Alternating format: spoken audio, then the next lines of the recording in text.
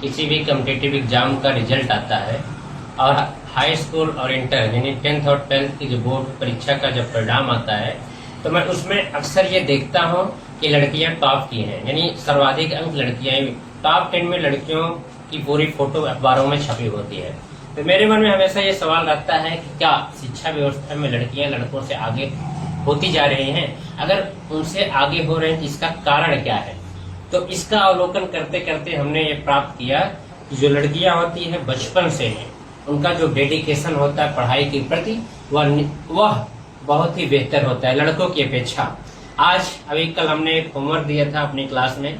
हमारी इस क्लास में लड़कों की संख्या और लड़कियों की संख्या एकदम बराबर है, जितने लड़के हैं उतनी ही लड़कियां हैं। लेकिन जो हमने कल होमवर्क दिया था, हमने कल इंग्लिश का लेसन उसके क्वेश्चन आंसर को याद करने के लिए कहा था, उनमें से जब हमने आज सुना तो ये हमारे पास लड़कियों की संख्या है, इतनी लड़कियां सुना दी। 1 2 3 4 5 6 7 बालिकाओं ने, 7 गर्ल्स ने सारे क्वेश्चन आंसर बहुत ही बेहतरीन तरीके से सुनाए और इनकी हैंड राइटिंग भी बहुत गजब की है। और इसके बाद अगर लड़कों की बात करें तो 2 यानी 2 ही लड़के याद करके सुनाए। बाकी बच्चों को एक एक करके बढ़िया से सबके वीडियो बनाओ। पीछे बच्चे हैं, इन्होंने कुछ भी सुनाया नहीं है, ये होमवर्क कंप्लीट करके नहीं आए हैं। और इसमें से देखो लड़कियों की संख्या मात्र 3 है जिन्होंने कंप्लीट नहीं किया है। और अगर लड़कों की बात करें तो ये सभी लड़के हैं। बारी बारी सबका चेहरा बढ़िया जूम जूम करके एक दिखाओ, ठीक है। तो ये लड़के हैं, इन्होंने कुछ भी याद करके नहीं आए, ठीक है। और इसमें जो हमारा कैमरामैन आयुष है ये भी याद करके नहीं आया है। चलो इधर स्पष्ट हो जाता है यहीं से कि अगर ये अभी से इनका आधार अभी से मजबूत रहेगा, अगर ये अभी से ही पढ़ाई के प्रति इतना डेडिकेटेड रहेंगे तो इन फ्यूचर यही आगे जाएंगे।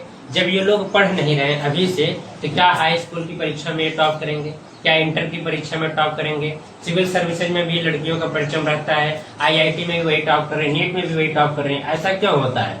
ऐसा अब समझ में आता है कि शुरुआत से ही पढ़ाई के प्रति, ये भी कोई भी कार्य के प्रति इनका डेडिकेशन 100% होता है। लड़कों का ध्यान भंग रहता है, आए दिन ये घूमते फिरते रहते हैं पूरे गाँव में। ज्यादातर लड़कियां घर पर रहती हैं, घर रह करके पढ़ाई करती हैं। लड़के शाम को पूड़ी न्योता खाने के लिए निकल लेते हैं।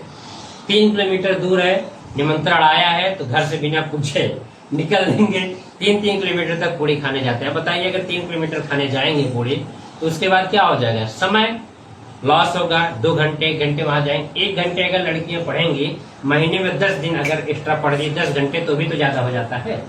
तो होता ही यही सब होता है। बाकी रिश्तेदारी खूब घूमते हैं, पढ़ाई में कोई फोकस नहीं है। तो इसी का नतीजा है कि आने वाले दिनों में लड़कियां लड़कों से आगे हो रहे हैं, जो कि भारतीय समाज में एक बहुत ही दुर्भाग्यपूर्ण विषय बन चुका है।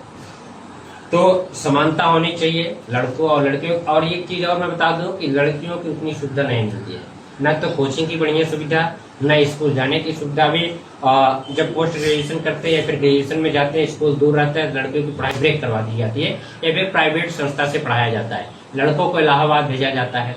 ऐसा नहीं 100% यही सही है, अपवाद भी है, लेकिन ज्यादातर बच्चों को, लड़कों को ज्यादा सुविधाएं प्रदान होती है, लड़कियों को कम। लेकिन इसके बावजूद भी ये बेहतर करती हैं।